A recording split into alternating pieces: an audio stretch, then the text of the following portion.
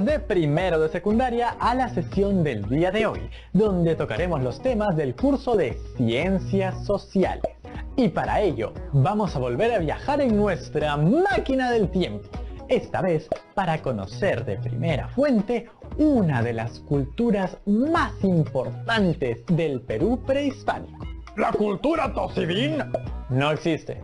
¿La cultura tocinaca? Tampoco existe. Oh, la cultura tosimú. Tocino, no inventes culturas que solo existen en tu porcina imaginación.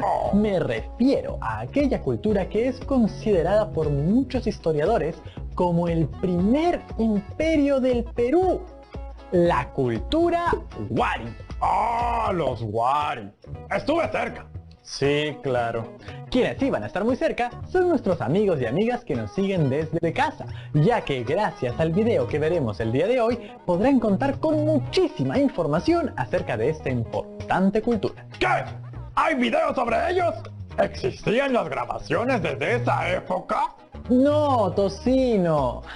Al no existir registros escritos ni mucho menos audiovisuales en esa época, la información con la que contamos proviene de estudiosos y estudiosas que la han investigado durante muchísimo tiempo. Estudiosas como arqueólogas o historiadores, entre muchos otros. Sí, al fin hablas con sentido.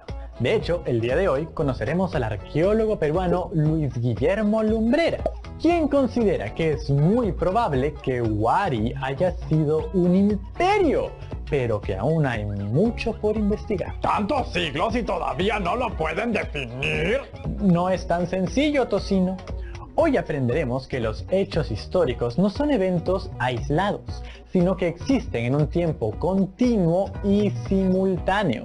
Por eso la tarea de historiadores y arqueólogos es tan importante. Como usted diga, humano. Ahora sí, lápiz y papel a la mano, por favor, y tomen nota de todo aquello que les llame la atención. Cultura Wari, ¡aquí vamos! ¡Agárrense bien! ¡No vaya a ser que se queden por otra época! Vamos a empezar el programa de hoy con una pregunta. ¿Cuántos imperios existieron en lo que hoy es el Perú? ¿Cómo que cuántos? Me van a decir ustedes. ¿Cómo que cuántos, Norma? Si solamente existió uno, el Tahuantinsuyo, el imperio de los incas. No. Eso no es así. Antes de los incas existió un poderoso imperio, el imperio Wari. Y hoy estamos en su capital, la antigua ciudad de Wari en Ayacucho, para contarles su historia. Soy Norma Martínez y esto sucede en el Perú. La cultura Wari tuvo su origen en la cultura Huarpa, ubicada en Ayacucho. Desde allí se extendió y forjó un vasto imperio que tuvo su apogeo entre los siglos 7 y 10 de nuestra era. La cultura Wari agrupó a las que habían sido tres culturas fundamentalmente. La Huarpa, como ya dijimos, que era la base, que recibió influencias externas de Nazca en la costa y Tiahuanaco en el altiplano. Wari, el gran imperio andino sudamericano previo a los incas, se caracterizó por una estructura de expansión, un diseño urbanístico y un poderoso ejército que sirvió de soporte al Estado imperial.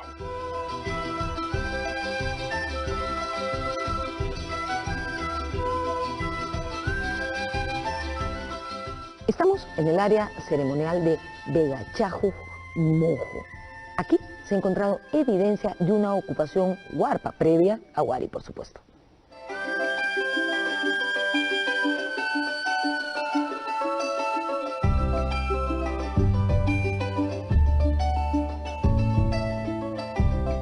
En el área ceremonial del sector de Vegachayoc Mojo de la ciudad de Wari existe evidencia de presencia huarpa. Se ha demostrado que hay una ocupación huarpa de una cultura local que se llama huarpa, que es contemporánea con Nazca, Tiwanaku, Recuay, la cultura Lima. Y acá en Ayacucho la característica fundamental de ellos es que desarrollaron la tecnología agropecuaria en gran escala. Son grandes constructores de canales, de terrazas, de reservorios, y son ellos probablemente los que empiezan la construcción para traer agua a esta ciudad desde un punto muy lejano que está ubicado a 16 kilómetros en el cerro que se conoce como Rashuilca.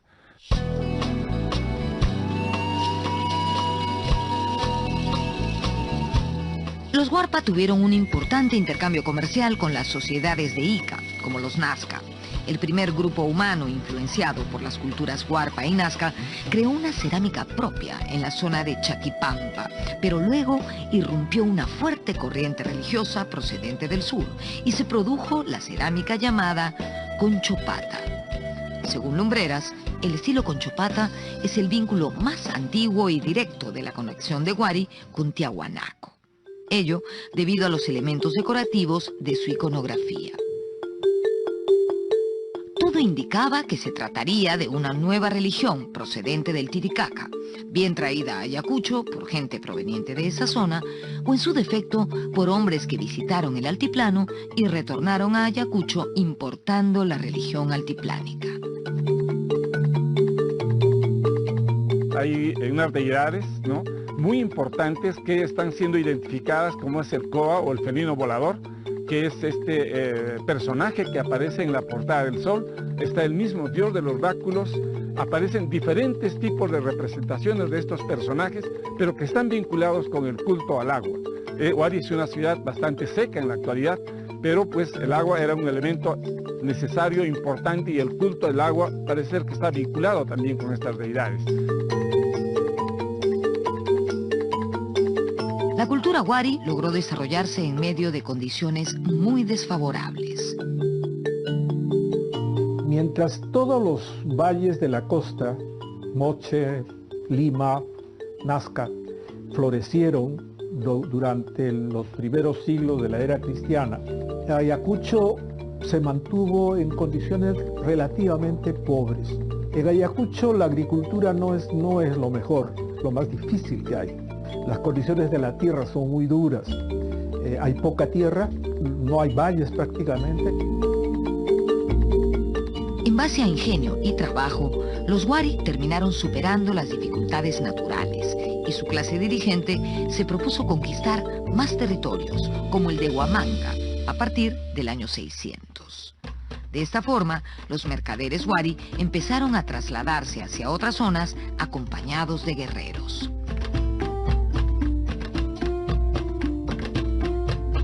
Los Huari pudiesen expandirse de diversa manera. Creo yo que con ejércitos apoyando a sus mercaderes, imponían sus productos y lograban obtener, porque frente a una crisis agraria me imagino que no era fácil intercambiar productos comestibles.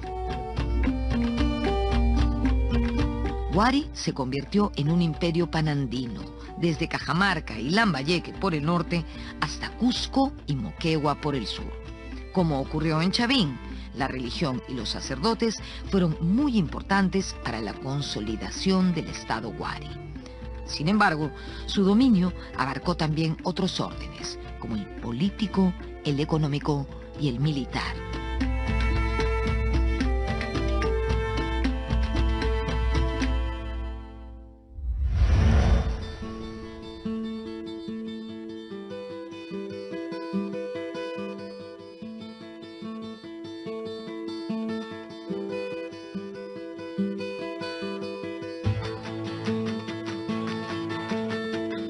Los actuales departamentos de Ica y Lima fueron los primeros territorios en ser dominados por los Huari. Durante el Horizonte Medio, ellos ocuparon el área de la cultura Lima y tomaron posesión de la Huaca Pugliana, donde yo estoy en este momento, para convertirla en un cementerio de sus clases dirigentes. Incluso modificaron la forma de los entierros. ¿Qué quiero decir con esto? Que a partir de los Huari, los entierros se hacen en fardos funerarios, con una suerte de máscara o falsa cabeza en la parte de arriba del fardo. Además, acompañaban a los entierros textiles, enseres de la vida cotidiana, restos de comida como ofrendas, seguramente, y objetos de carácter ritual. Aquí encontramos una tumba Huari en plena Huaca Pugliana.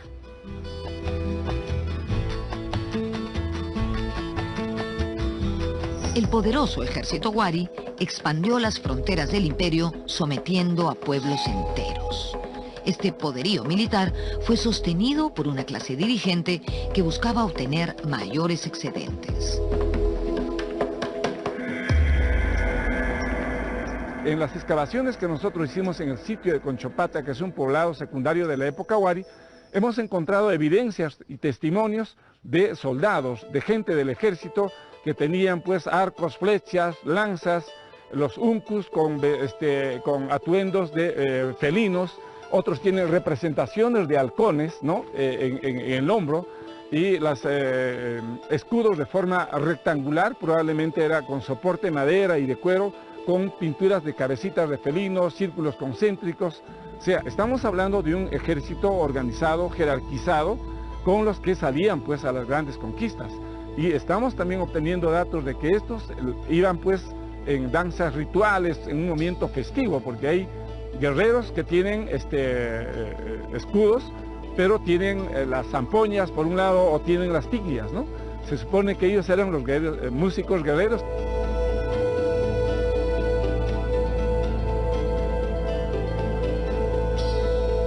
Se ha encontrado también en Huaca San Marcos mates con grabados de escenas de guerra. Se ven claramente escenas de guerra donde algunos personajes están peleando entre sí, incluso uno está sosteniendo una cabeza decapitada, ¿no? La capital del Imperio Wari es una muestra de la compleja planificación urbana alcanzada por esta civilización. Sus vestigios revelan también la estratificación social de sus habitantes.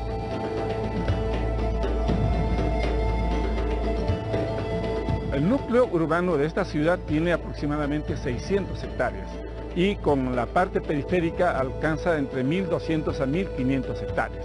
Estamos hablando de una ciudad donde hay palacios, donde hay áreas de producción artesanal en gran escala, hay residencias, hay áreas ceremoniales, áreas funerarias, ¿no? Que ya se ha visto en el sitio del Monjachayo. Así como los chavín y otras culturas andinas, los wari utilizaron la religión como un eficiente mecanismo de control ideológico.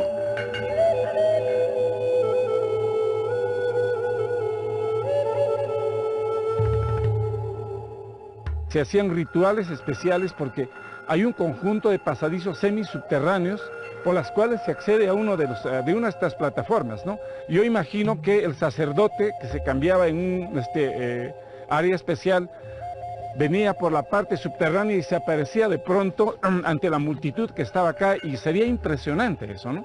Creo que hay un conjunto de factores, ¿no? De carácter ideológico, de la parte de la cosmovisión, que se mezclan para llamar la atención en este lugar. Un rasgo wari muy local, ayacuchano y no importado del altiplano fueron los templos en forma de letra D mayúscula. Debido a la gran cantidad de estos templos y estructuras funerarias, los investigadores piensan que la ciudad de Wari no fue solamente un centro de producción artesanal, sino también un centro de peregrinación religiosa.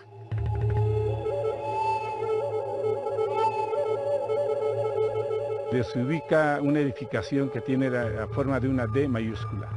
En este lugar se hacían un conjunto de rituales vinculados a sus ancestros, donde probablemente colocaban a sus momias y se veneraba a ellos, el culto a los malquis.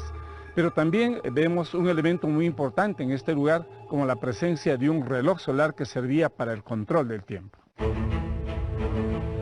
En la costa central, en el valle del Lurín, los wari encontraron un culto local muy importante, Pachacamac.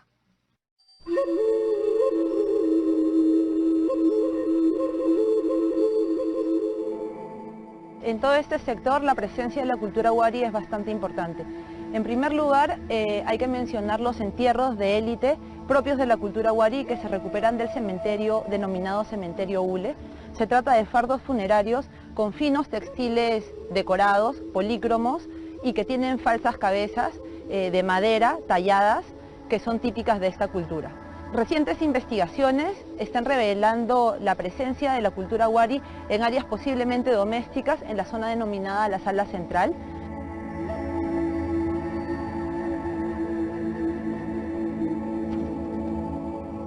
El antiguo oráculo de Lima puso su prestigio religioso a favor de la expansión política de los wari. Fue su principal aliado en la conquista de la costa central. De este modo, el primer imperio prehispánico en Sudamérica se vio fortalecido con una ideología de antiguo arraigo en el Perú. Durante el apogeo del Imperio Huari, esta zona se convirtió en centro de multitudinarias peregrinaciones que rendían culto al dios Pachacamac.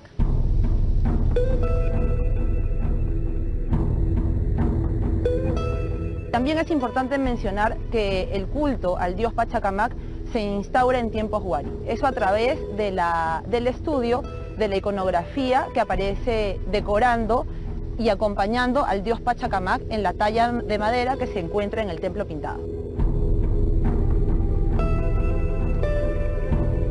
Al igual que el Tahuantinsuyo, el Imperio Huari tuvo en la administración y la comunicación dos de sus ejes fundamentales. En ese sentido, el uso de quipus y un extraordinario sistema de caminos fueron piedra angular de su sostenimiento. Se instala un sistema que en la época incaica se conoce con el nombre de Capacñán, es decir, un sistema de comunicación que permitía conectarse a las gentes de las distintas regiones del Perú mediante caminos formalizados. Ya se han encontrado muchísimos de estos caminos en varias partes del Perú y se tiene evidencias de que gran parte del Capacñán estaba también hecho sobre la base de caminos del tipo Huari o Ariñán o lo que se quiera llamar. A estas alturas del programa, lo que estamos viendo es que el Perú antiguo es una gran continuidad. Carece de sentido pensar que una cultura termina un día y al día siguiente empieza otra. Todo es una transformación que se produce en el mediano y largo plazo. Lo fragmentamos para entenderlo y estudiarlo mejor, pero no es otra cosa que una continuidad. Decimos esto porque hablamos de Huaris e Incas como dos entidades autónomas y diferentes, y estamos viendo que no fue así. Ambas nacieron en el altiplano, se ubicaron en zonas más o menos similares, solo que una asentó su capital en Ayacucho y la otra en el Cusco. En conclusión, una es heredera de la otra y a su vez la explica. Si no, pensemos en la administración, la arquitectura, los caminos, los quipus, el urbanismo, los sistemas hidráulicos y de drenaje. Dicho esto, y con el permiso de los puristas, podríamos decir que Huaris e Incas fueron una sola cosa, solo que fruto de transformaciones sucesivas ocurridas a lo largo del tiempo. Los hallazgos recientes y en conjunto las cosas que se han ido encontrando sobre Huari a lo largo de estos 10 o 15 últimos años indican que Huari e Incas son una continuidad. Los hemos separado porque arqueológicamente son diferentes, pero la continuidad es muy fuerte. Ahora sabemos que varias de las cosas que están en Ollantaytambo y en el Coricancha son de la época Huari en el Cusco, porque en el Cusco fue muy importante la presencia de Huari. Y obviamente era uno de los principales enemigos de los incas. Coexistieron en algún momento, convivieron en algún momento. Y la evidencia ahora indica de que separar Huari de los incas por el momento se va haciendo cada vez más difícil. O sea, la diferencia es como la del abuelo al nieto, van muy juntos. TV Perú,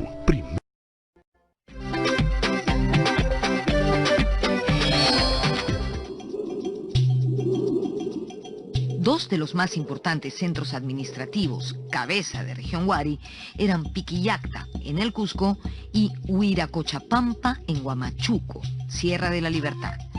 La idea era administrar y controlar la economía de los territorios imperiales. Estos sitios seguían el mismo patrón urbanístico de la capital y servían como centros de control político.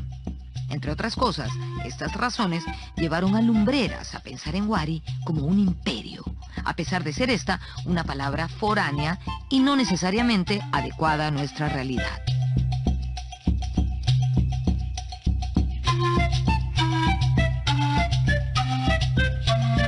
Mire, para mí fue en ese momento fundamentalmente la expansión de un tipo de cerámica y de la existencia de dos ciudades grandes iguales a Huari.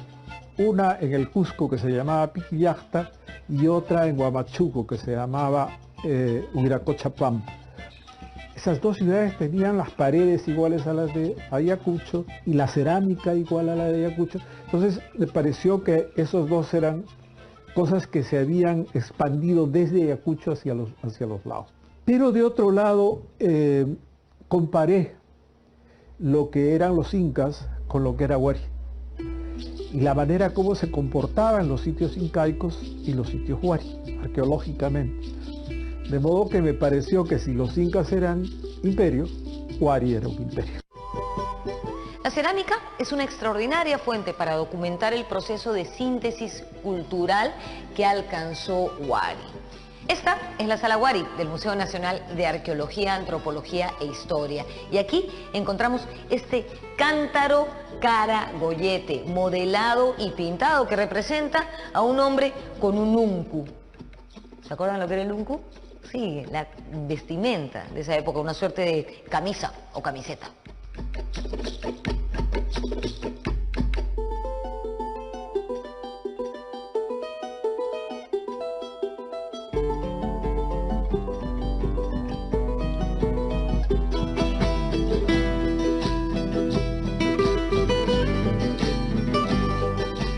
También encontramos aquí, en el Museo de Pueblo Libre, cerámica con decoración pictórica, donde podemos apreciar la representación del dios de los báculos.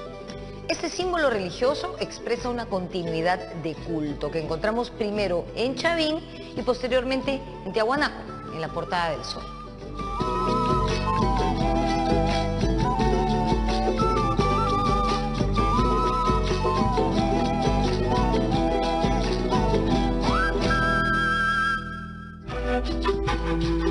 No se conocen con exactitud las causas de la caída Huari, pero esta se produjo alrededor del año 1000 de nuestra era.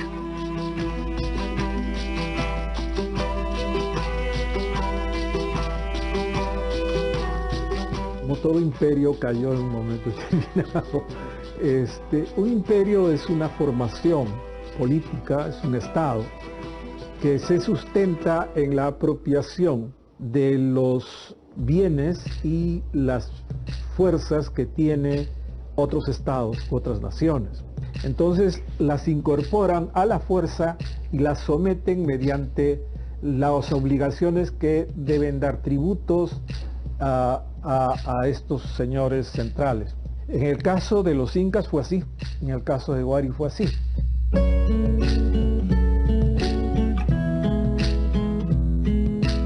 Es posible que la caída de Huari se produjera debido a levantamientos regionales y guerras continuas, provocadas por la crisis ante la falta de excedentes de producción.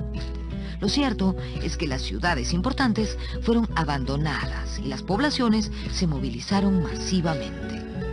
El ocaso de Huari significó para Ayacucho la llegada de tiempos de inestabilidad política y social.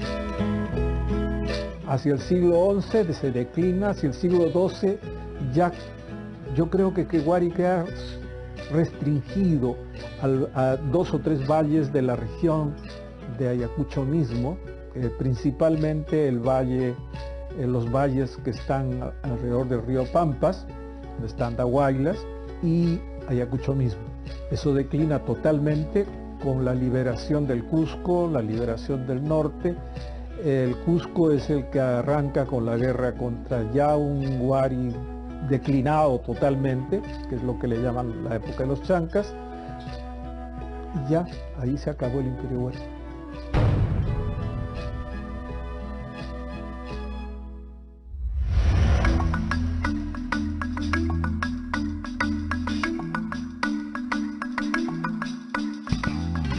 Para culminar este programa, no queremos dejar de mencionar los últimos grandes hallazgos de la cultura Huari que se han realizado en este siglo. El año 2011, en el sitio arqueológico de Espíritu Pampa, en Vilcabamba, provincia cusqueña de la Convención, se halló la tumba de un noble Huari enterrado con un lujoso ajuar. Y el año 2014 se presentó en el Mali, el Museo de Arte de Lima, una gran exposición sobre el castillo de Huarmey. Allí se encontraron 63 momias de mujeres de la nobleza wari, ricamente ataviadas, con más de 1.200 valiosos objetos de oro, plata, bronce, madera, textiles y cerámica. Esto último, por si aún hiciera falta destacarlo, nos muestra la importancia de la mujer en el antiguo Perú. En este caso, también reflejada en lo que fue el poderoso Imperio Wari.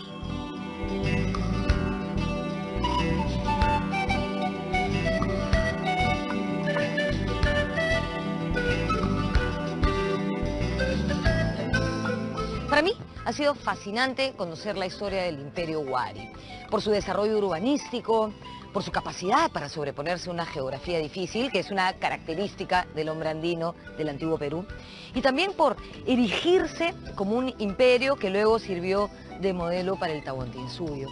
He aprendido también en este programa que la historia es un flujo continuo, que a veces se separa por etapas, por periodos, para comprenderla mejor, pero en realidad es siempre una continuidad. Nos vemos en la próxima. Y chicos, ¿qué les pareció este viaje en el tiempo? Sí que los Wari fueron grandes. Se expandieron por gran parte del Perú. Así es, lograron tener una gran presencia política, social y cultural por varias regiones, tal como la evidencia lo demuestra. Me pareció muy interesante ver que en el tiempo de los Wari había también otras culturas y sociedades que existían en simultáneo, es decir, en el mismo tiempo. Y ahí nomás aparecieron los incas y se convirtieron en el imperio dominante del antiguo Perú. Como hemos visto, ambas culturas tienen muchísima relación, porque todo en la cultura de la humanidad influye. Por eso, las culturas del antiguo Perú están todas conectadas, no estamos hablando de sucesos aislados. Entonces, ¿podría decirse que los Wari han influido hasta el día de hoy? Todo nuestro pasado y toda nuestra historia influye en lo que somos como país el día de hoy. ¡Wow! Eso suena muy importante. Lo es. Y por eso el día de hoy les plantearé el siguiente reto. Van a realizar un texto en el cual expliquen la importancia de la cultura Wari. No olviden utilizar ejemplos de simultaneidad entre los Wari y otras culturas, así como ejemplos de continuidad entre los Wari y los incas. Y ya saben, todo bien registrado en el portafolio. Así es. Hasta la próxima, herederos Wari. Aquí estamos una vez más en Aprendo en Casa. Hoy vamos a revisar el área de Ciencias Sociales para segundo de secundaria. Y como sabrás, seguiremos aprendiendo sobre la conquista del Tahuantinsuyo. Aprendimos mucho la última vez, ¿verdad? Seguro recordarás lo que pasó en Cajamarca con la captura y muerte de Atahualpa, pero hoy veremos lo que pasó después. ¿Fue fácil la conquista? ¿Acaso no hubo resistencia? Todo esto lo sabremos en instantes, así que no te olvides de traer lápiz y papel. Presta mucha atención a las acciones de los protagonistas de esta etapa histórica, a la época de los incas rebeldes. Como siempre, escucha atentamente a las explicaciones de las historiadoras y los historiadores, y toma nota de lo más importante. Además, anima a tu familia para que aprendan juntos. ¡Empezamos! La conquista del Tahuantinsuyo no se selló con los sucesos de Cajamarca. Me refiero a la captura y posterior muerte del Inca Atahualpa. No. Después de estos sucesos surgió una resistencia indígena que duró casi 40 años. Esta comenzó y terminó en el Cusco. Por eso hemos venido hasta aquí para contarles esta historia. Detrás de mí está el impresionante Valle Sagrado de los Incas. Este es el mirador de Rajchi Ayo, en Chinchero, Cusco. Y desde aquí comenzamos el programa. Soy Norma Martínez y esto sucedió en el Perú.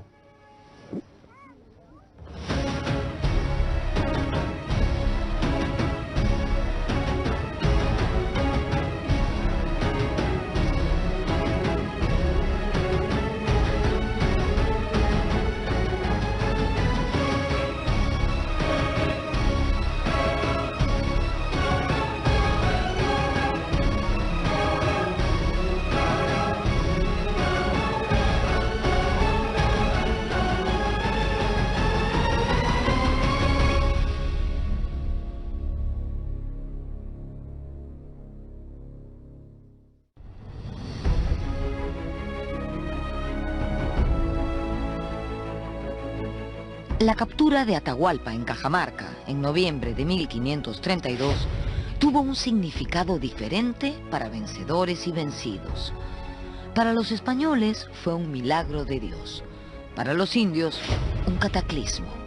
Sus dioses y el propio Hijo del Sol fueron derrotados.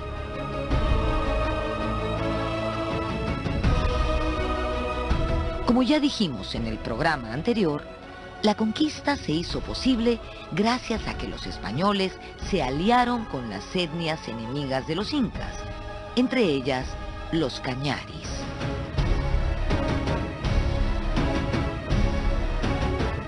Vamos al caso de los cañaris. Los cañaris se entregan temprano y lo apoyan totalmente. Pero bueno, dice cañari, un momentito. Los cañaris eran una suerte de guardia civil formada por Huayna Cápac. Entonces cuando uno dice que los cañaris se pasaron al lado de Pizarro, está diciendo que se pasaron con todos los quipus donde estaba anotada la cantidad de ropa, de alimentos, de armas, los depósitos, todo el plan estratégico, con toda la inteligencia, y se pasaron. Y les sirvió de algo, por supuesto. Para empezar, les dieron el Valle del Yucay. Así que todos esos gringos que van a tomar fotos a los descendientes de los incas, están tomándole fotos a los descendientes de Francisco Chilche y otros cañaris que estuvieron por ahí.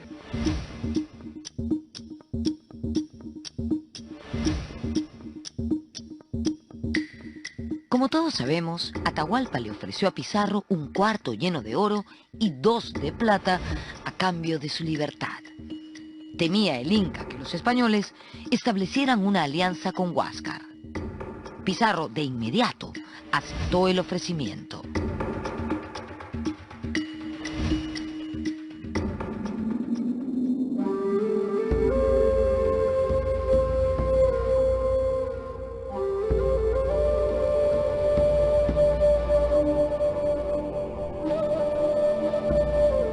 Preso, el Inca Atahualpa se procedió a recolectar su rescate. Para ello, Francisco Pizarro mandó desde Cajamarca hasta Pachacámac a su hermano, Hernando, con 25 jinetes el 5 de enero de 1533.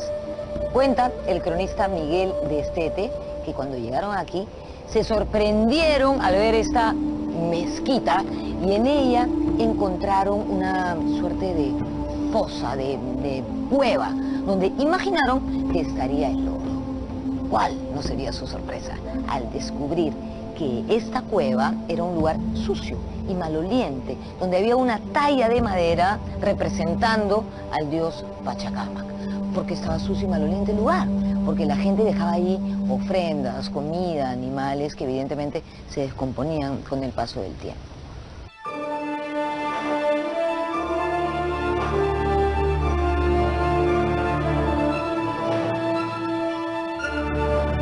Imaginen la furia que sintió Hernando Pizarro al ver esta situación. Acusó a los indios de adorar imágenes demoníacas y mandó a quemar el ídolo. ¿Ustedes pueden, no sé, darse una idea de lo que eso significaba para los pobladores del Perú? Era más o menos para el mundo católico como que alguien mande a quemar, no sé, la imagen del Señor de los Milagros.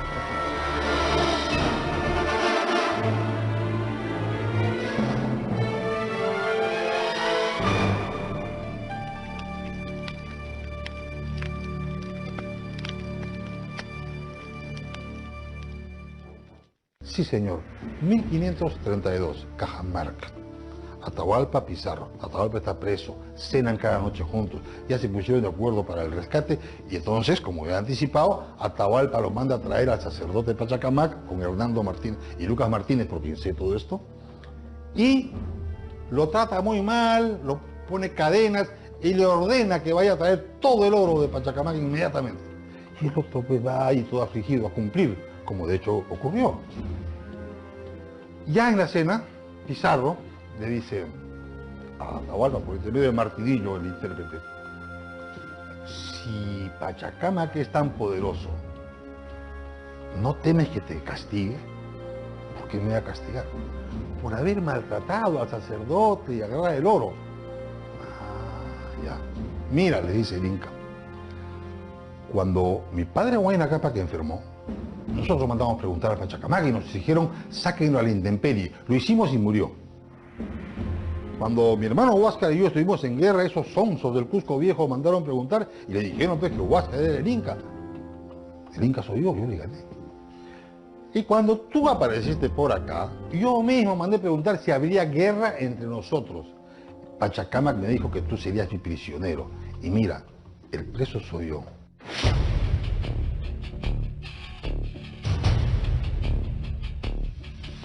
La llegada de Diego de Almagro a Cajamarca empeoró la situación de Atahualpa, quien secretamente mandó asesinar a su hermano Huáscar para que no pudiera aliarse con Pizarro. Se formaron dos bandos entre los españoles, los que estaban a favor del destierro del Inca y los que pedían su ejecución. Tras muchas vacilaciones, la corte marcial convocada por Pizarro condenó a muerte a Atahualpa, acusándolo de traición por preparar una supuesta rebelión contra los españoles. También se le acusó de incesto, de idolatría y de matar a su hermano y a los parientes de este. El Inca se bautizó y murió bajo la pena del garrote. Corría el mes de julio de 1533. Al parecer, el rescate de Atahualpa consistió en más de 6.000 kilos de oro y cerca de 12.000 de plata. Al rey le correspondió la quinta parte, el llamado quinto real. Cada grupo recibía el botín de acuerdo a su aporte. En el caso de la corona, el botín lo recibía a través de los impuestos del quinto real y de alcabalas, etc. La compañía de conquista recibía también una buena parte del botín ya estipulado en los acuerdos con la corona, y luego venía lo que recibía cada uno de los conquistadores, y cada uno de ellos recibía algo en función a sus aportes. También recibían en función a las acciones bélicas en las que habían estado. Por ejemplo, en Cajamarca se obtuvo un gran botín que se cerró en esa fase. El que estuvo en Cajamarca recibió parte del botín de Cajamarca. El que no estuvo allí no lo recibió. Lo mismo se dio al entrar a la ciudad del Cusco.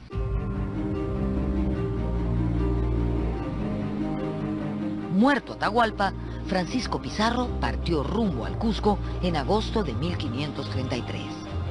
El marqués gobernador buscó un inca títere entre las panacas vinculadas a Huáscar. El elegido fue Túpac Hualpa, quien moriría envenenado cuando la expedición llegó a Jauja.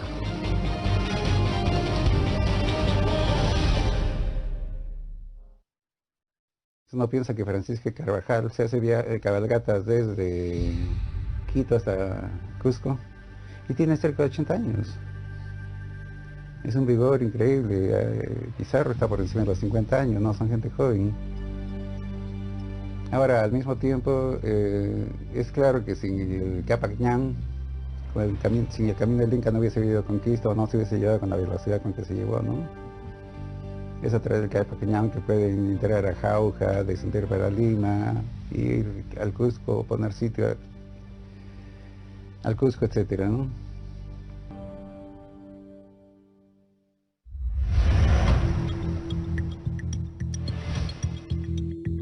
La conquista fue justificada bajo argumentos racistas, como la superioridad biológica del europeo sobre el indígena. Al margen de eso, lo cierto es que la población indígena fue devastada por las enfermedades recién llegadas, para las que ellos no tenían defensas. Luego de la muerte de Túpac Hualpa, Pizarro nombró como inca títere a Manco Inca Yupanqui, quien era un joven hijo de Huayna Cápac.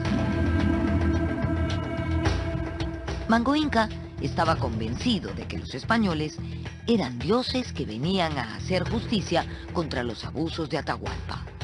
Pizarro, por su parte, quería aprovechar la autoridad del joven príncipe inca.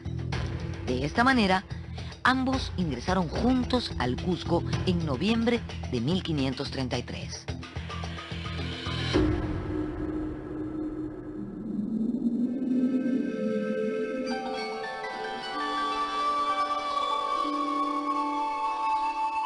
El Cusco era una ciudad de una belleza incomparable.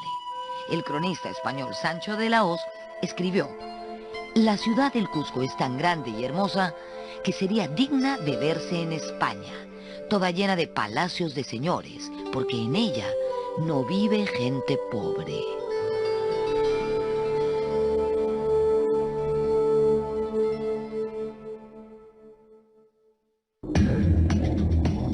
Los habitantes del Cusco vieron con sorpresa cómo sus templos eran saqueados por los supuestos dioses. Pizarro hizo la fundación española del Cusco en marzo de 1534. Al mes siguiente, fundó en Jauja la capital de la gobernación de Castilla. Sin embargo, luego decidió trasladarla a Lima.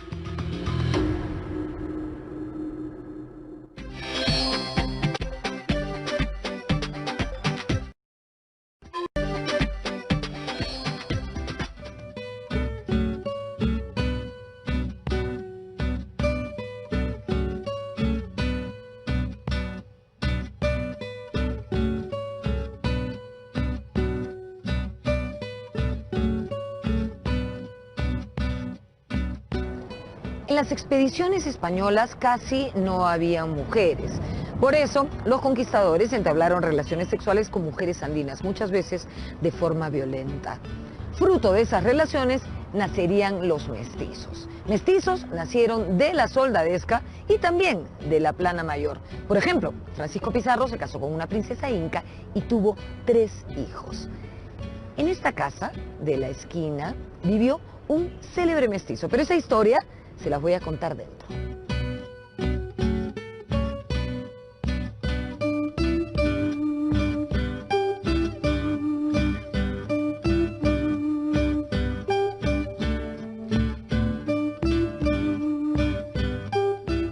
El capitán Garcilaso de la Vega tuvo como concubina a una jovencísima ñusta, Isabel Chimpu Ogllo, que era sobrina de Huayna Cápac. Fruto de esa relación nacería un célebre mestizo en Cusco en 1539, el cronista Gómez Suárez de Figueroa, que ya mayor cambiaría su nombre por Garcilaso de la Vega Inca. Como saben, él fue el autor de los comentarios reales de los incas. Hoy, esta casa funciona como un museo. Y les quiero contar un dato que me ha llamado muchísimo la atención. Es el primer museo en el Perú que ofrece visitas guiadas en quechua.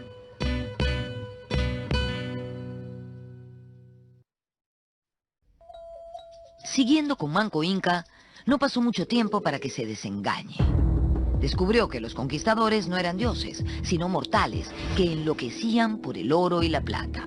Y él mismo fue víctima de esa ambición desmedida. Sin respetar su condición de gobernante, lo encarcelaron y cometieron toda clase de abusos contra él y su esposa. Cansado de las humillaciones e interpretando el sentir de sus súbditos, Manco Inca decidió iniciar la rebelión. Con el pretexto de traer estatuas de oro macizo que estaban en Lares, obtuvo un permiso de Hernando Pizarro, quien era el teniente gobernador del Cusco. Parece mentira que Hernando cayera en la trampa, pero así ocurrió. De esa manera, Manco Inca pudo escapar de la ciudad e iniciar el levantamiento.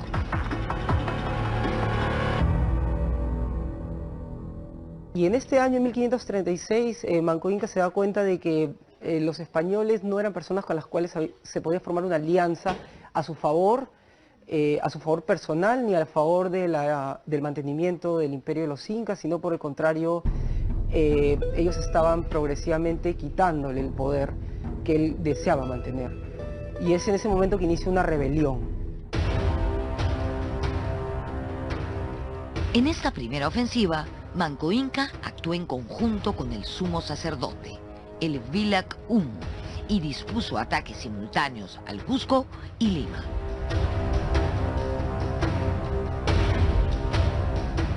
Los españoles lo consideran como el supremo sacerdote, algo así como el Papa, pero no. El Villacumo era parte de la élite incaica y era, digamos, co-reinante o co-gobernante con el Inca, que estaba en funciones.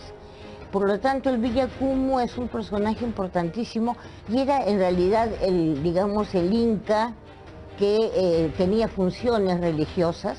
Había una diarquía, es decir, 2 incas gobernando, y el que tenía funciones religiosas era el Villacumo, pero se intercambiaban.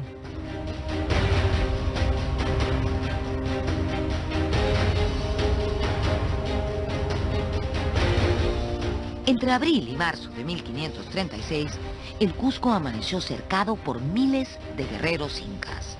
Además, para neutralizar a los caballos, Manco hizo inundar los alrededores de la ciudad.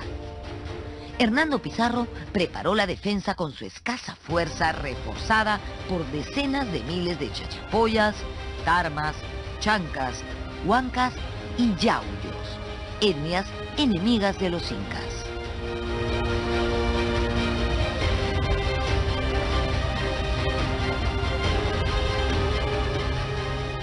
Las tropas de Manco Inca llegaron hasta el centro del Cusco, hasta su plaza principal, y comenzaron a prender fuego a los techos de viviendas y edificaciones, techos que estaban construidos de ichu. Por lo tanto, el fuego se propagó rápidamente, poniendo en aprietos a la reducida tropa hispana liderada por Hernando Pizarro. Fue tal el caos, la desesperación, el pánico, que los españoles contaron que el mismísimo apóstol Santiago bajó espada en mano para ultimar rebeldes y que la Virgen María en persona comenzó a apagar los techos y a arrojar cenizas sobre los soldados de Manco Inca.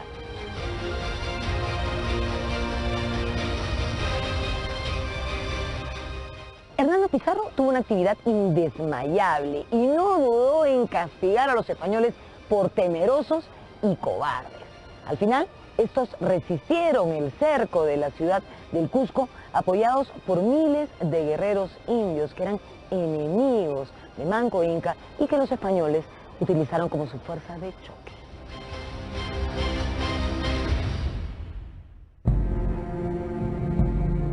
A mediados de mayo de 1536 y tras duros enfrentamientos, los españoles y sus aliados se apoderaron de Sacsayhuamán.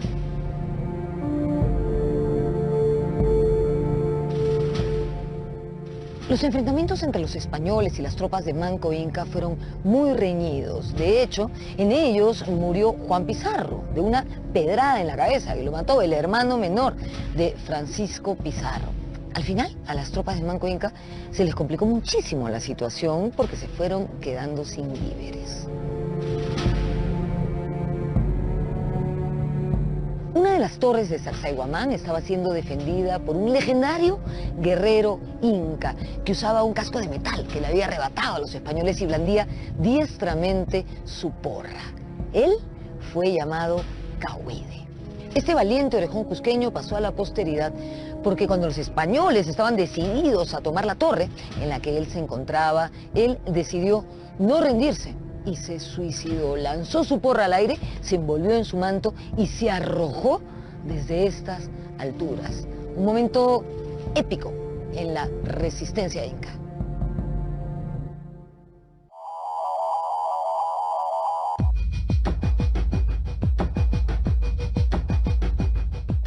Preocupado por la suerte del Cusco, Francisco Pizarro decidió enviar desde Lima tropas de apoyo a la sierra.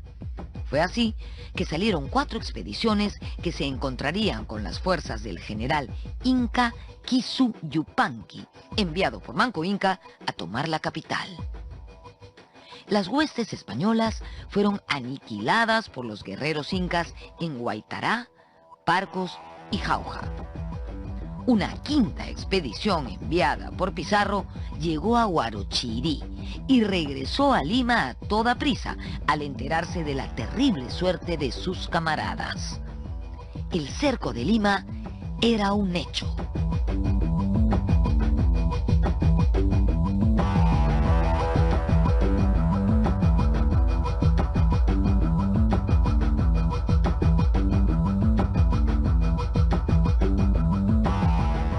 Manco Inca dispuso que su bravo general Titu Yupanqui, también conocido como Kisu Yupanqui, comandase el cerco de la ciudad de Lima. Yupanqui estableció su cuartel general en las faldas del Cerro San Cristóbal y colocó a sus tropas en distintos puntos del valle, todos cercanos al río. De esta manera emprendió el cerco de la entonces pequeña ciudad, mientras él desde la cima del cerro lo observaba todo. Claro, yo supongo que ese día no había esta neblina, ¿no? Porque si no hubiera sido bien difícil observar lo que estaba pasando.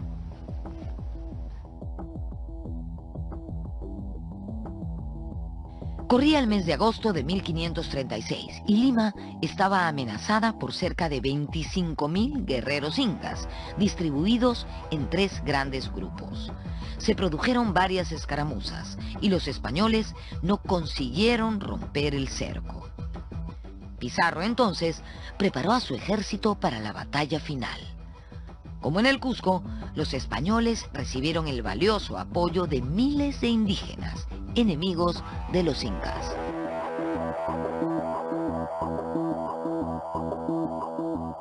Los eventos finales se dan justamente cuando los españoles llegan a tomar el Cerro San Cristóbal, donde estaban, si se quiere, replegados los representantes del dominio incaico, porque no hay que olvidar que en el cerco de Lima actuaron incas, grupos étnicos de la región que apoyaban a los incas, pero también al lado de los españoles estaban los huancas, que apoyaron más bien a los españoles por una razón básica, que era el parentesco de Pizarro con una importante mujer de la élite de los huancas.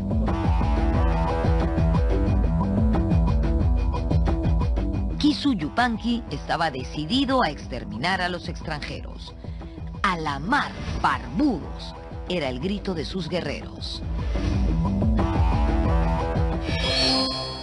Nos quedamos en lo más interesante, ¿no les parece?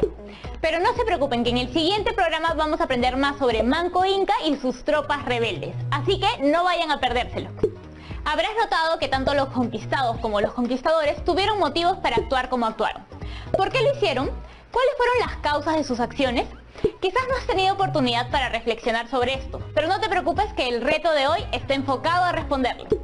Primero vas a identificar a por lo menos 3 protagonistas de esta parte de la historia.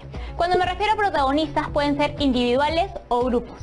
Y vas a poner qué acciones realizaron y por qué lo hicieron. Para organizarte, vas a ordenar tus ideas en el siguiente cuadro.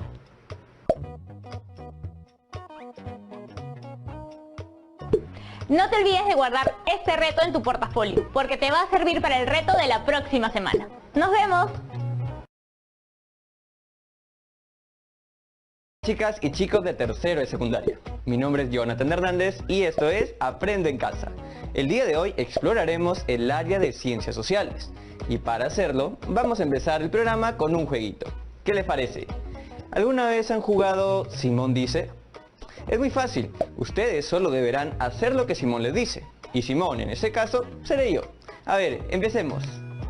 Simón dice que todos traigan su lápiz y papel para tomar nota. ¿Ya ven qué fácil es?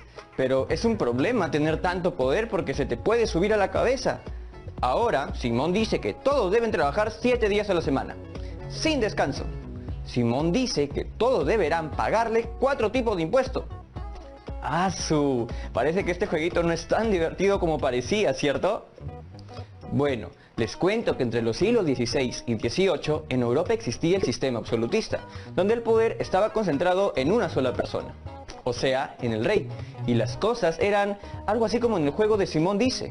Bueno, los sistemas de gobierno que conocemos han sido adaptaciones y producto de la evolución de modelos europeos, de entre los siglos XVI y XVIII. Hoy, nuestro país se rige por un sistema republicano, donde el poder está dividido en 3, poder ejecutivo, poder legislativo y poder judicial, y nuestra forma de gobierno es democrática. En la actividad de hoy evaluarás algunos puntos de vista sobre el impacto que trajo consigo el sistema absolutista en Europa. entre los siglos XVI al XVIII. Y luego reflexionaremos sobre qué tan eficaz ha sido el sistema republicano para resolver los asuntos públicos de nuestro país. Y para entenderlo mejor, tengo un video preparado para ustedes. Vamos a verlo. Hoy vamos a hablar de uno de los periodos más importantes de la historia. No, señor editor, este periodo es muy prehistórico para nuestro tema de hoy. Avancemos más, por favor. No, todavía falta más. Ahora sí, hoy vamos a hablar del antiguo régimen. Y ya sabes qué significa hablar de esto, ¿verdad? Bueno, siempre que te hablen del antiguo régimen, escucharás sobre reyes muy, pero muy regios, palacios enormes y tremendos tonazos y banquetes. Pero espera, no todo fue tan fácil, porque también escucharás sobre guerras y gente muy molesta porque su situación económica era malísima. Mejor definamos al antiguo régimen. Esto se define como un conjunto de aspectos sociales, políticos y económicos que caracterizaron Europa entre el siglo XVI y XVII. Comencemos hablando del aspecto social. Para hablar de ese aspecto, desigualdad sería la palabra clave para definir a la sociedad de aquel entonces. Y te voy a explicar por qué. La sociedad se dividía en tres sectores: la nobleza, el clero y el pueblo. Los tres juntos formaban una pirámide social que siempre vas a ver en tu libro de historia. Resulta que la nobleza y el clero pertenecían a un grupo conocido como los privilegiados, porque tenían la alcancía bien gorda, títulos y propiedades, mientras que los del pueblo eran conocidos como los no privilegiados, porque en su mayoría a las justas les alcanzaba para comprarse una botella de agua. Pero hay mucho más que saber de estos sectores, porque hasta dentro de ellos había diferencias. La nobleza, por ejemplo, era la gente de alta sociedad, con mucho dinero y títulos nobiliarios, que por cierto eran documentos donde el rey les había escrito que tenían derechos y privilegios. Y aunque no lo creas, habían dos tipos de nobleza: la alta nobleza y la baja nobleza. Veamos ahora qué hay sobre el clero. Ellos eran personas dedicadas al servicio de la iglesia, y también muchos de ellos eran cercanos al rey. Profe, ¿qué puedes decirnos sobre ellos?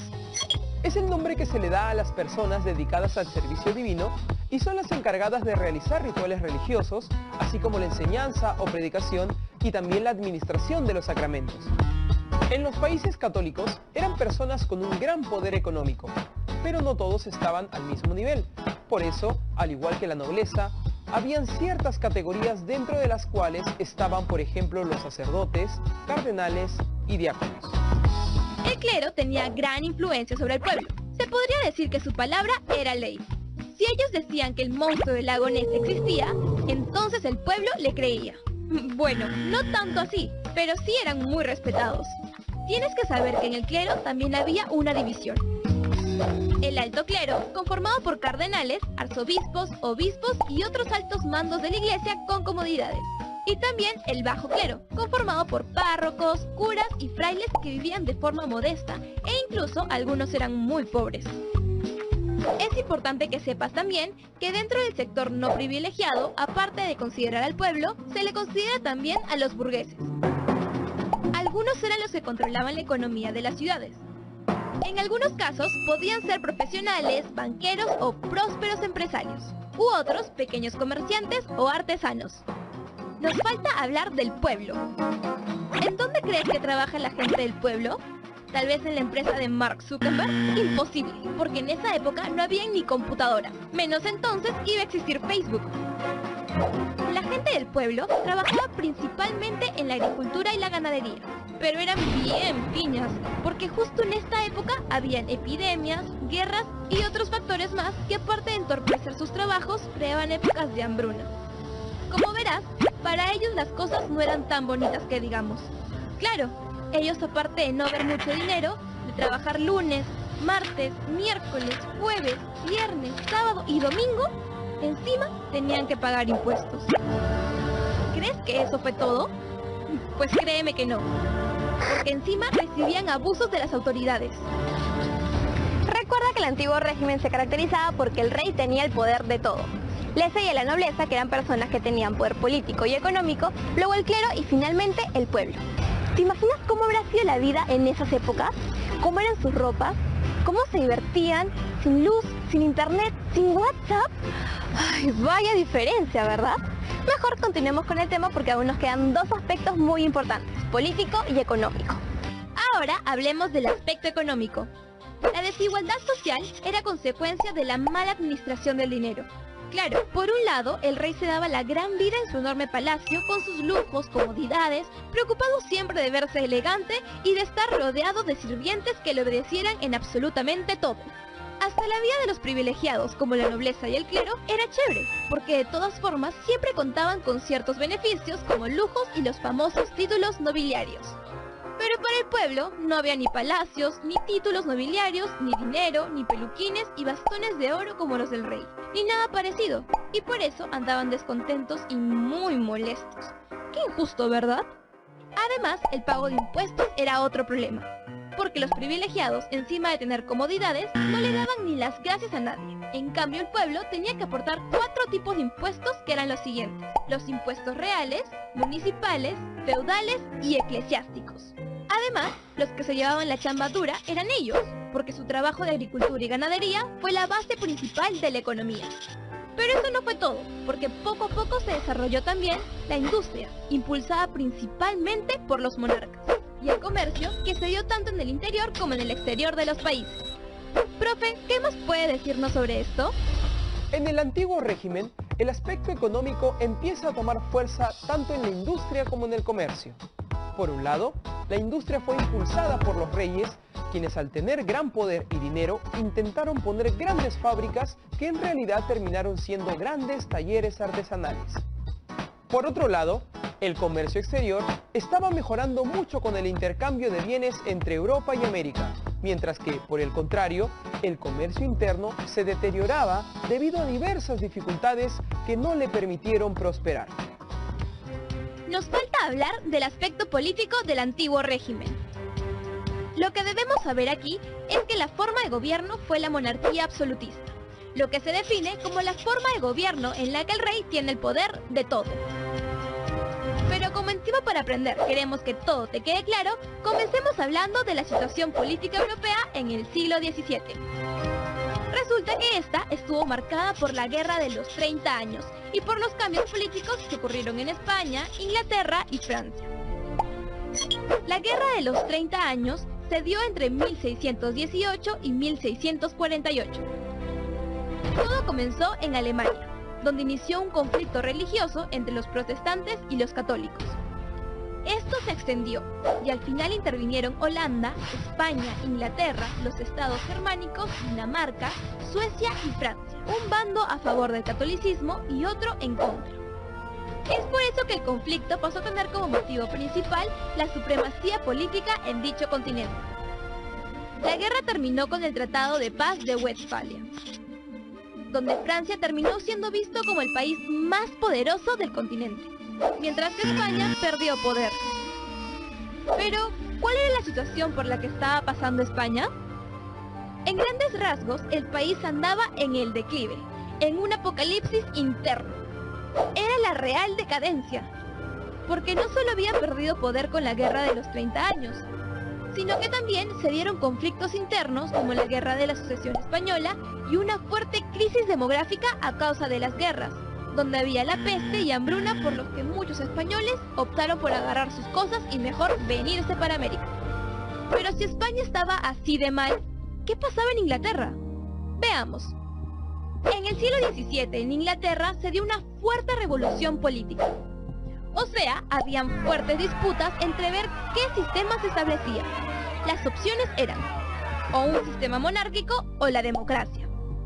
Luego de tanto conflicto, llegó la calma, con la Revolución Gloriosa, donde Guillermo de Orange juró una declaración de derechos donde reconocía las libertades de su gente y establecía las limitaciones del poder de la realeza. Por último, veamos la situación política de Francia en el siglo XVII.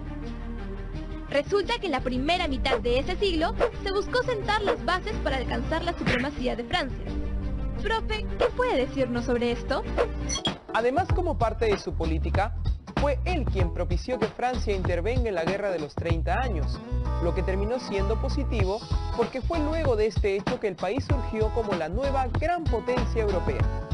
Ya hablamos del aspecto social, económico y político del antiguo régimen. El antiguo régimen se define como un conjunto de aspectos sociales, políticos y económicos que caracterizaron a Europa entre el siglo XVI y XVII. En En el aspecto social, la desigualdad saltaba a la vista y esta se dividía en 3 sectores: la nobleza, el clero y el pueblo.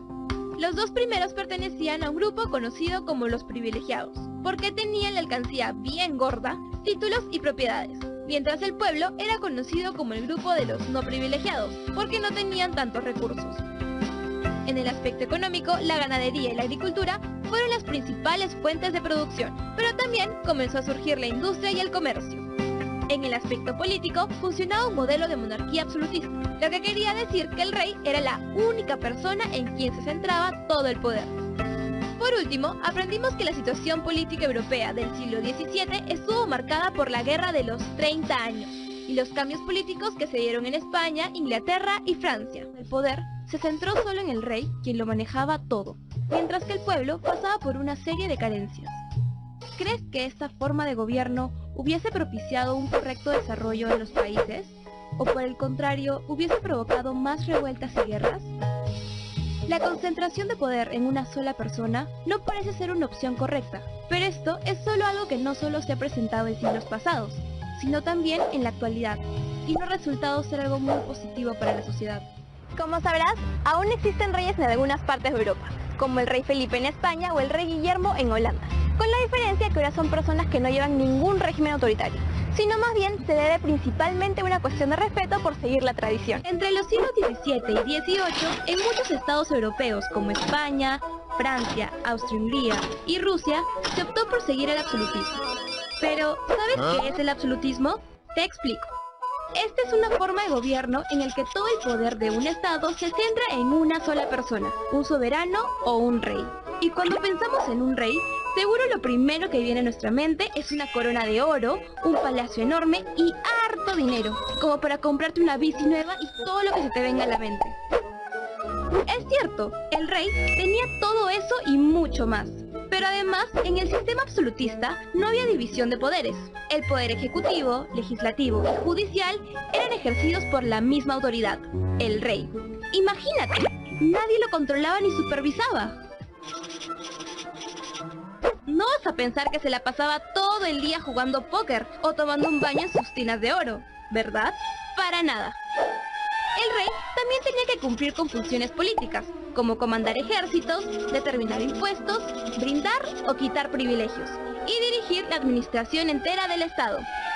Para imponer su autoridad, el rey tenía un ejército con el que conquistaba pueblos y se defendía o atacaba a otros estados extranjeros. También eran ellos quienes tomaban las decisiones sobre lo que se hacía o no en su gobierno. O sea, si el rey quería, hasta podía darle WhatsApp gratis a todo el pueblo. Ok, no. Eso sí, para tomar decisiones, casi siempre eran asesorados por sus consejeros, aunque eran ellos quienes tenían la última palabra.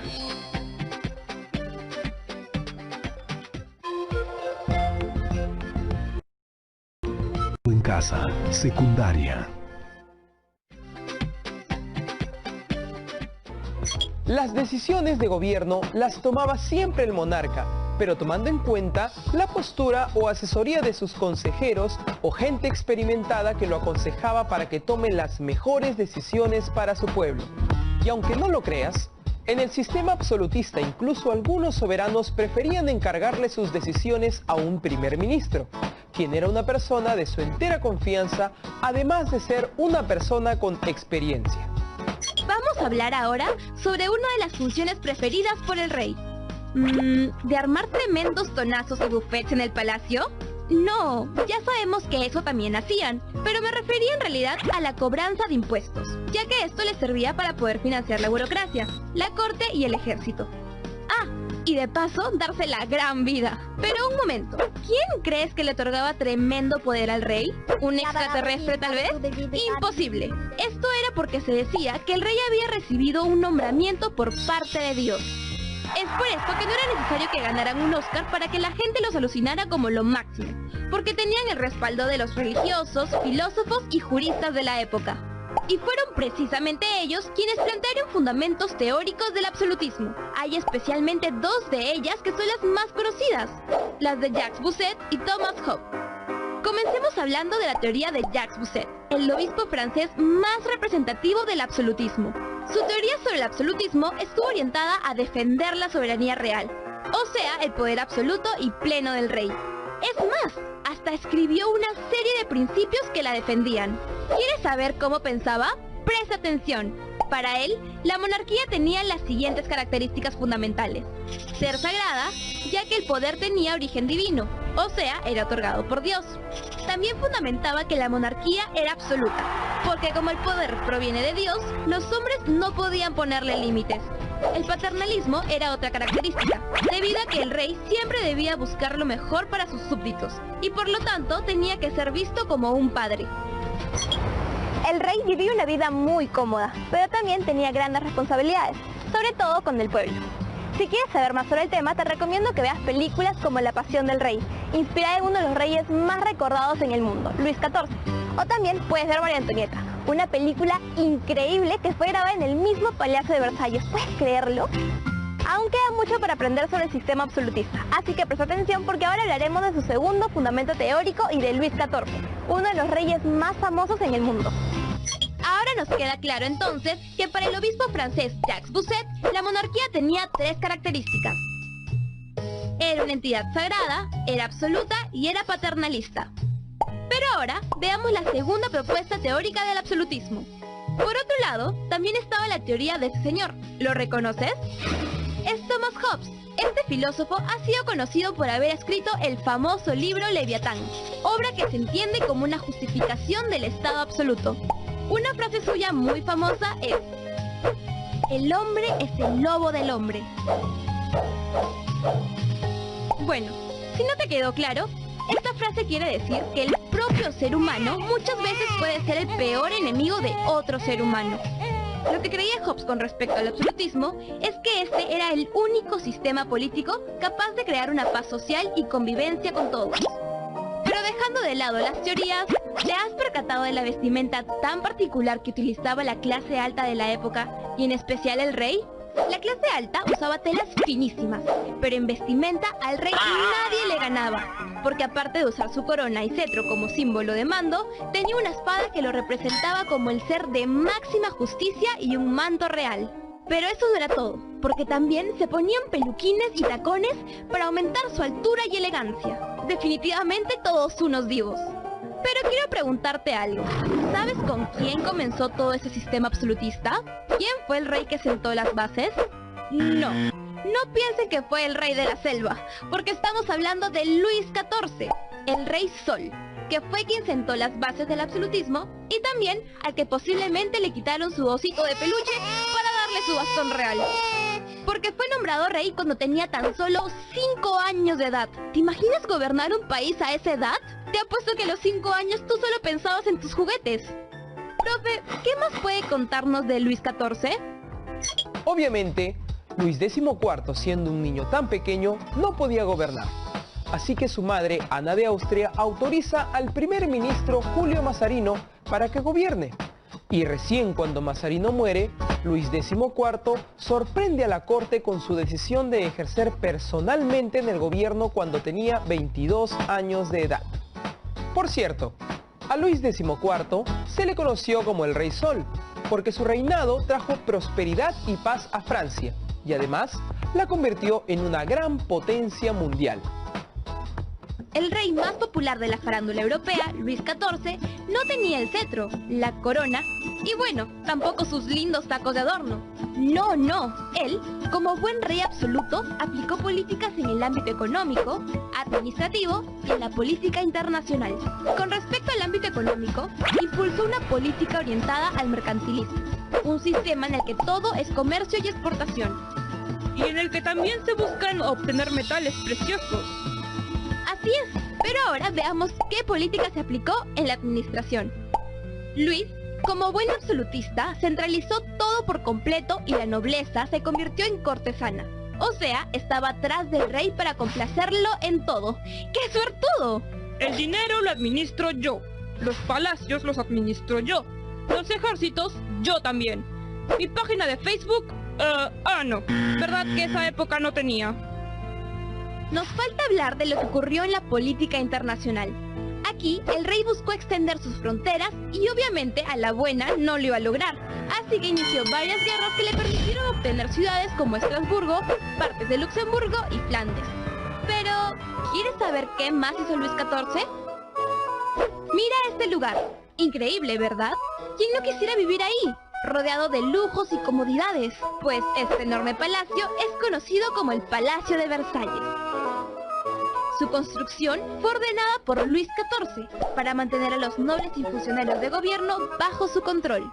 Es por eso que Versalles es un símbolo del absolutismo y uno de los complejos arquitectónicos monárquicos más importantes de Europa.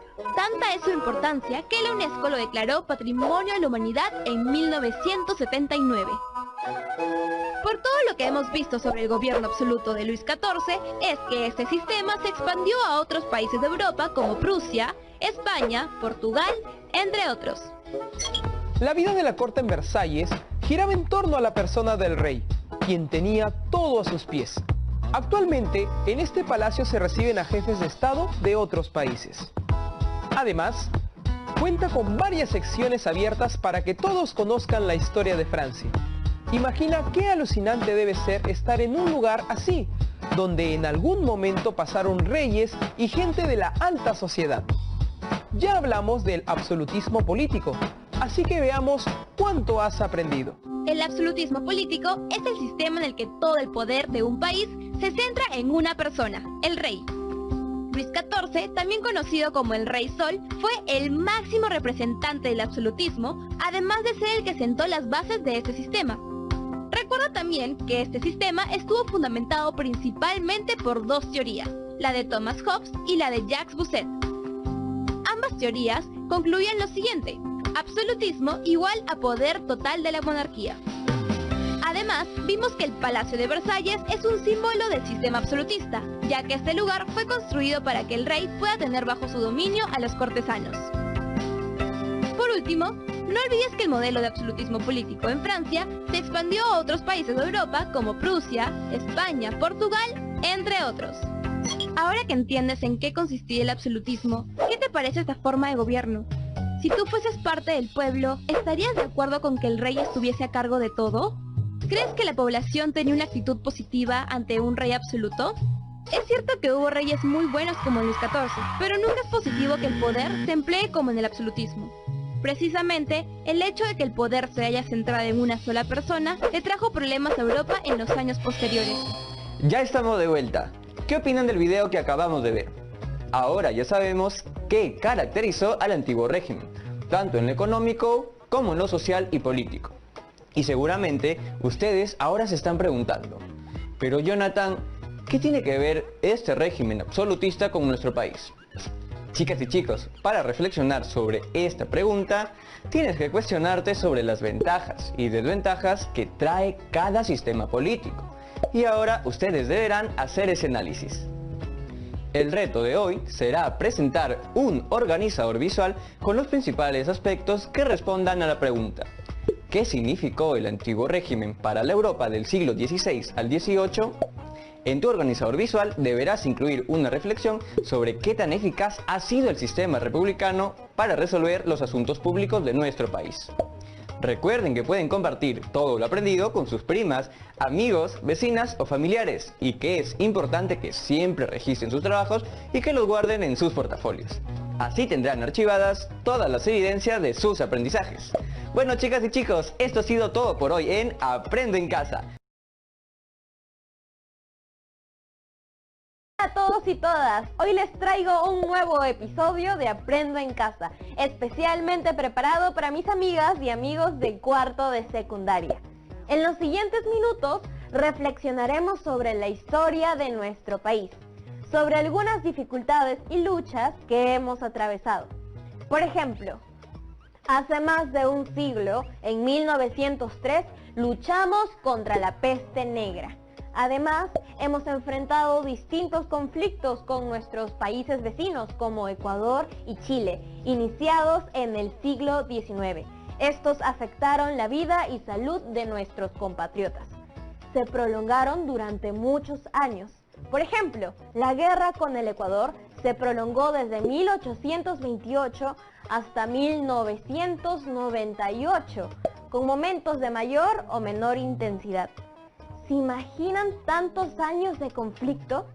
Tuvieron que mediar otros países para que las tensiones se detuvieran. Durante la guerra con el Ecuador, el Perú tuvo que tomar una serie de decisiones, como por ejemplo, elegir quiénes participarían en los enfrentamientos y asignar los recursos económicos. Este episodio está pensado para que reflexionemos sobre cómo influyeron los recursos humanos y económicos en el resultado de la guerra con el Ecuador. Además, para preguntarnos la razón de ser de las guerras. ¿Ustedes creen que las guerras tienen algún sentido?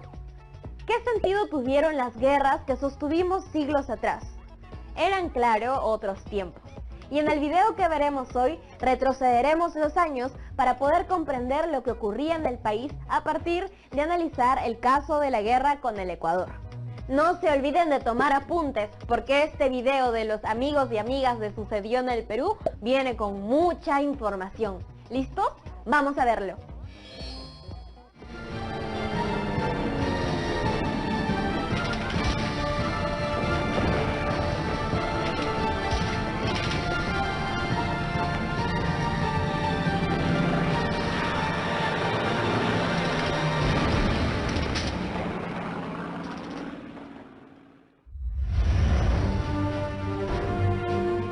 En la primera mitad del siglo XIX, los países sudamericanos obtuvimos nuestra independencia y se empezaron a establecer los límites que ahora tenemos. Fue un periodo duro, de guerras, de zozobra, de creación de países, en definitiva, de determinación de nacionalidades.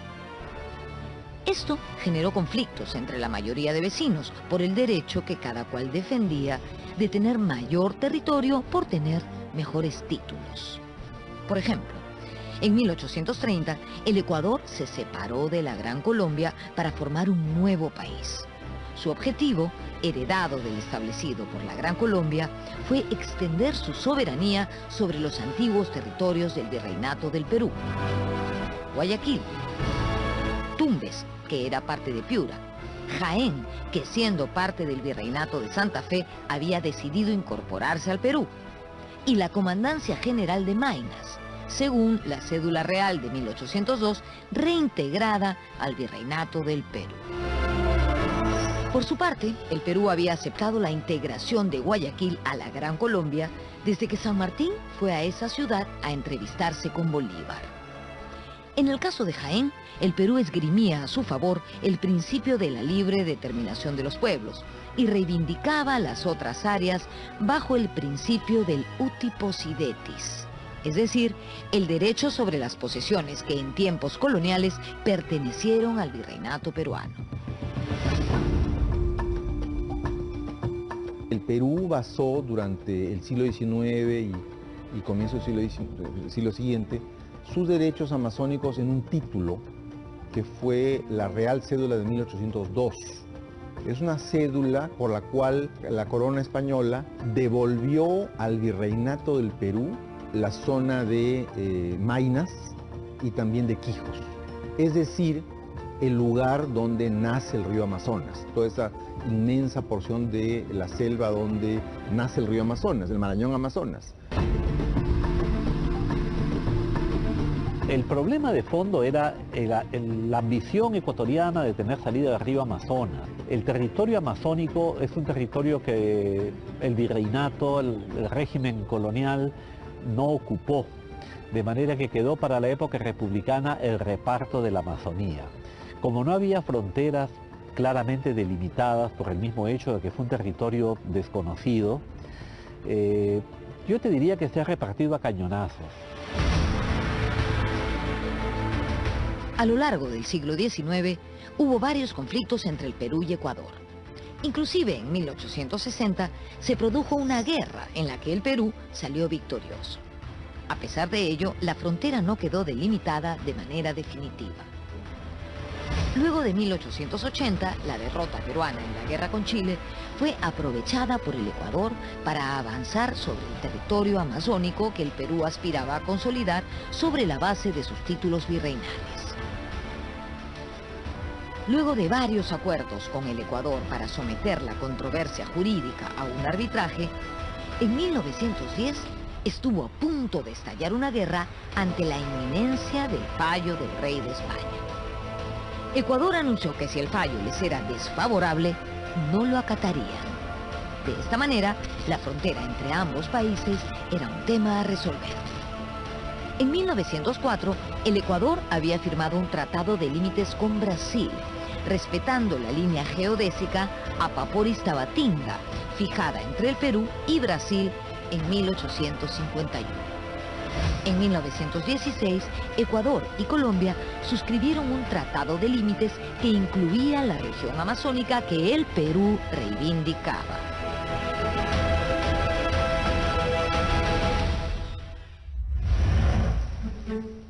Con Colombia, el Perú definió los límites entre 1922 y 1927, en paralelo con la participación de los Estados Unidos y la posterior negociación bilateral directa para resolver la situación de Tacna y Arica por el sur, con el objetivo de evitar que Colombia se sume al Ecuador en los reclamos por la región amazónica del norte. Estas gestiones incluyeron a Brasil. La frontera, definida por el Tratado Salomón-Lozano por los ríos Putumayo y Amazonas, demarcada entre 1929 y 1930, se consolidó luego que el presidente Óscar Benavides devolviera a la Sociedad de las Naciones el llamado Trapecio Amazónico y suscribiera en 1934 en la capital del Brasil un protocolo con Colombia, dando término al incidente generado en 1932 por pobladores peruanos, quienes tomaron Leticia.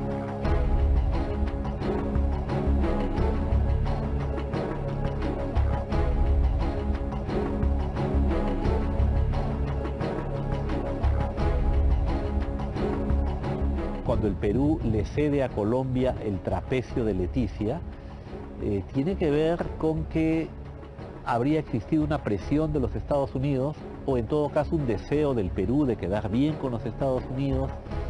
Los Estados Unidos habían creado Panamá arrebatándoselo a Colombia, y entregarles el trapecio de Leticia parecía una especie de compensación por la pérdida de Panamá. Lo que sucede en Colombia es de que fue una guerra perdida en el campo político, porque se pierde en el campo político, y fue una guerra inconclusa.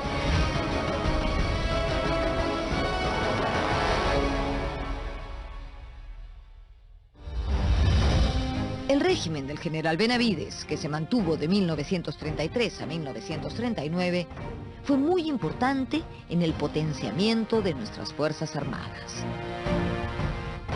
Desarrolla una política de defensa que resulta ser finalmente compra de armamento para las tres fuerzas, ¿no?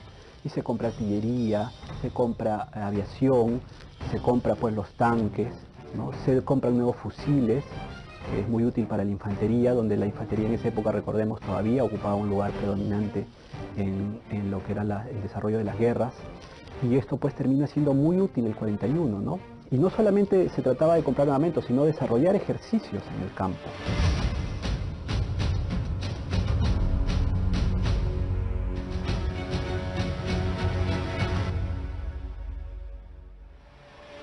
Una de las adquisiciones bélicas del gobierno de Benavides fueron los modernos tanques LTP.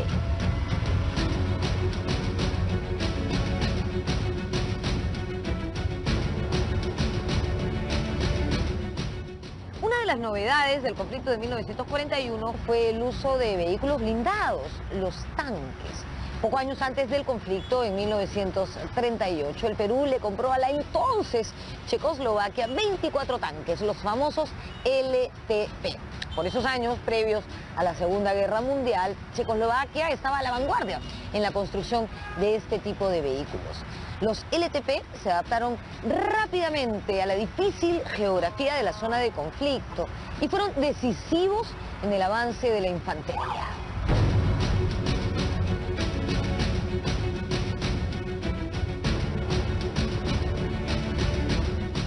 Aún se conservan varios de estos tanques LTP de procedencia checa, como este, por ejemplo, que encontramos en el jardín que está frente a la fachada de la Escuela Superior de Guerra del Ejército. Aquí también hay otras piezas que se usaron en 1941. Otro LTP que todavía está en funcionamiento está en el cuartel Hoyos Rubio, en el RIMAC. De hecho, esa unidad desfiló en la parada militar de julio del año 2016.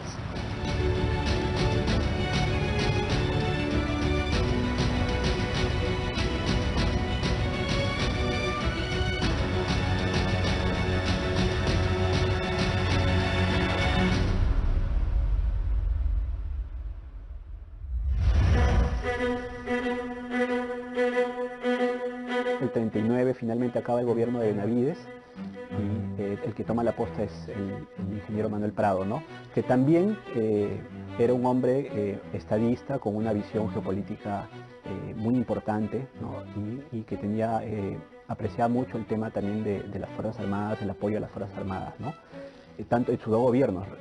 Recordemos que él prácticamente, su primer gobierno desde el 39 al 45 coincide justamente con el hecho o la conflagración más importante a nivel mundial, ¿no? Que es la Segunda Guerra Mundial.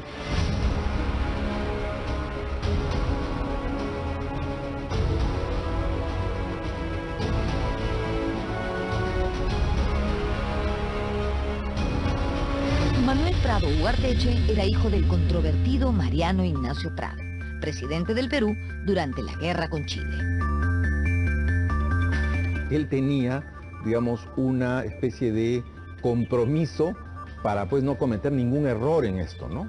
Como diciendo, hay gente que critica a mi padre, bueno, una manera de ayudar a guardar su memoria es que su propio hijo acá se porte de una manera enérgica y una manera clara para los intereses del Perú, ¿no? Fue, repito, un sesgo que nos favoreció. Pero lo más importante no fue eso. Lo más importante fue su percepción de las relaciones internacionales.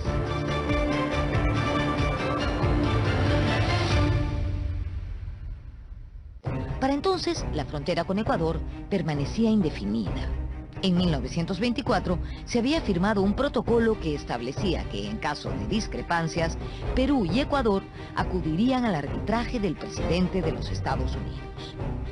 En 1936, el Acta de Lima determinó que era el momento de acudir al arbitraje de Washington. Mientras tanto, ambos países mantendrían el statu quo de sus posesiones territoriales.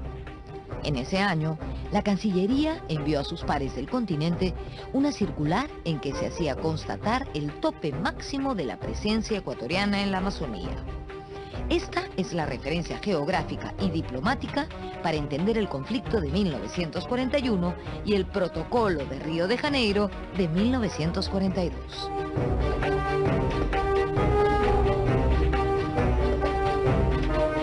Se llegó a una especie de línea del statu quo que en 1936 quedó delimitada como aquella parte de la Amazonía que cada país efectivamente tenía ocupada. Esta es la línea, la de 1936, que queda en los hechos como la frontera, aunque como una frontera provisional. Sin embargo, poco después de este acuerdo, las tropas ecuatorianas habrían estado realizando incursiones en el lado peruano. Efectivamente, en 1938, Ecuador renunció al arbitraje de derecho. A partir de entonces, se produjeron reiteradas agresiones a lo largo de la frontera. Para el año 1940 teníamos serios problemas. Primero habían problemas entre los pobladores fronterizos, agricultores, tabacaleros principalmente, y entre los puestos de vigilancia peruanos y ecuatorianos que estaban uno al frente del otro. Esto provocó que el gobierno peruano tome medidas de emergencia. Lo primero fue la creación del Agrupamiento Norte. En 1940, ante las frecuentes provocaciones ecuatorianas, se diseñó el Plan de Operaciones destinado a la defensa de nuestra soberanía. Como parte de ese plan, se creó el Agrupamiento Norte, al mando del destacado general de brigada, Eloy Ureta. Ureta había estudiado en la Escuela Superior de Guerra y había prestado servicios en la sección de artillería de la Escuela Militar. Además, se había perfeccionado en centros militares de Europa. Luego de que se activa el agrupamiento norte, se produce una reunión de emergencia el 21 de febrero con el Consejo Permanente de la Defensa Nacional.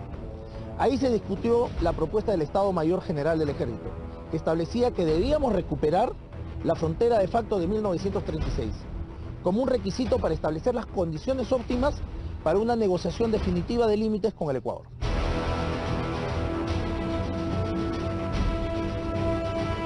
En este contexto, fuerzas peruanas se desplazaron a los dos probables teatros de operaciones militares.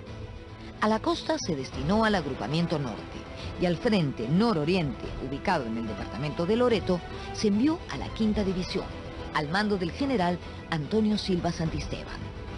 Entre los soldados movilizados a la costa norte estuvo el morterista César Molina, quien con sus compañeros de armas se embarcó en el Callao rumbo a Paita. En Piura, Molina fue nombrado jefe de la sección morterista y se dedicó a capacitar reclutas llegados desde las provincias.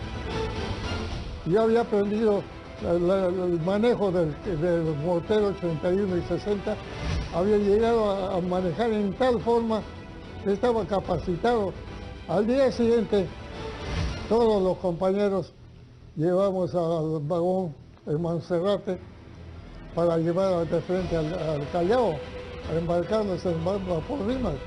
Todo esto fue tan rápido. Vino el presidente de la República, varios generales a despedirnos.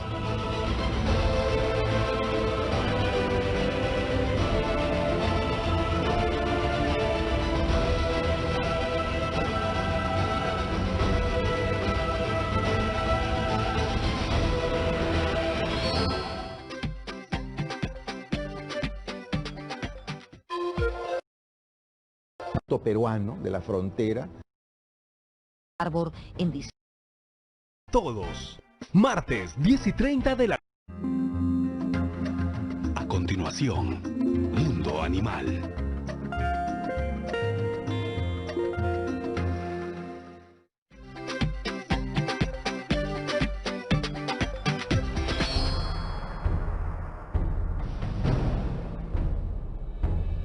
Los años del gobierno de Manuel Prado coincidieron con la Segunda Guerra Mundial.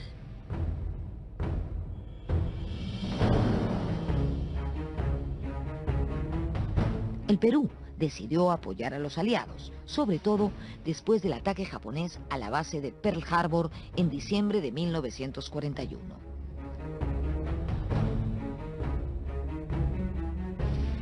Nuestro país rompió relaciones con los países del eje, Alemania, Italia y Japón. Ecuador, por su parte, estaba gobernado desde 1940 por Carlos Arroyo del Río.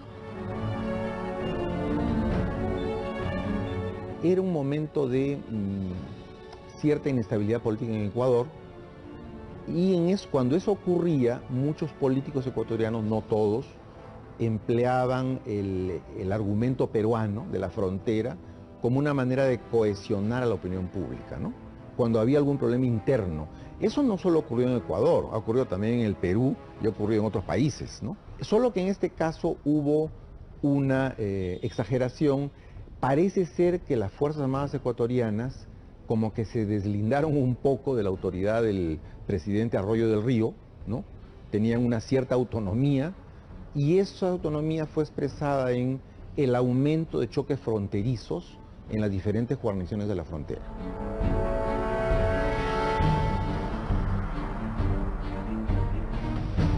Ecuador acusó al Perú ante la opinión pública internacional de ser el país agresor y además atacó las guarniciones peruanas en la zona limítrofe.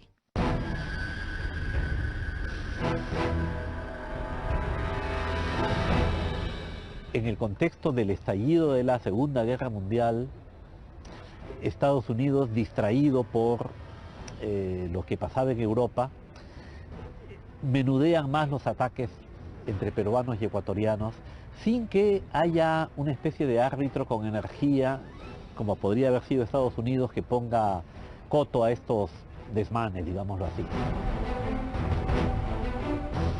Hubo muchos incidentes, ¿no? de esta naturaleza, que obviamente comenzaron a ser respondidos.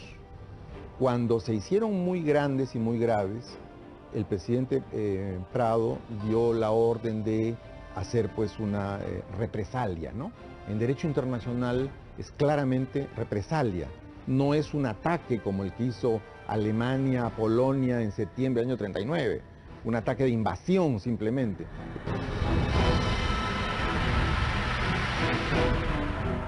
Los primeros enfrentamientos se realizaron a inicios de julio de 1941 en los puestos de Aguas Verdes, La Palma y Lechugal, defendidos por policías y soldados del ejército peruano.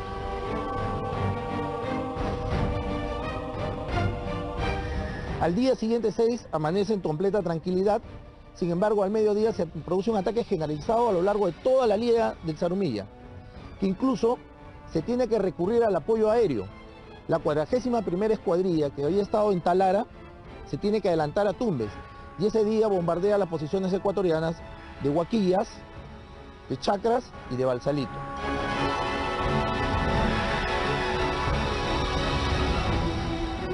La columna de infantería, donde servía el morterista César Molina, partió al frente de batalla desde el actual caserío de Pampa Larga, en Ayabaca, departamento de Piura. Molina recuerda vívidamente los terribles momentos que les tocó vivir. Llegamos a Pampa Larga con esta carpa, que ya teníamos carpa para armar, pernoctar. Y no sabe usted, amigo, todo lo que hemos pasado todavía como algo antes de entrar a combate, como 3 meses, 4 meses, conviviendo con amigos, con víboras venenosas. Y lo peor, no podía usted ni hablar porque los mosquitos se le llenaban la boca. Una cosa terrible, terrible. No podía usted ni tomar un poco de agua porque los mosquitos le estaban, que querían entrar al estómago. Y es terrible. En la noche, a la hora de pernoctar, teníamos una linterna en la mano. Ahí hay una víbora que más o menos mide 60, 70 centímetros, y eso es sumamente venenoso. Y cuántas mulas que cargaban los cañones murieron por la picadura de esos animales.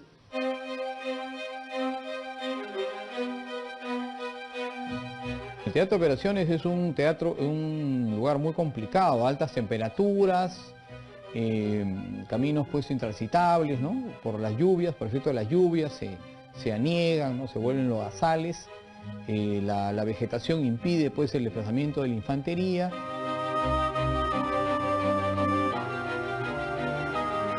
El 14 de julio de 1941, el ministro de Guerra le comunicó al general Ureta que, conforme a lo acordado, era hora de lanzar al ataque al agrupamiento norte.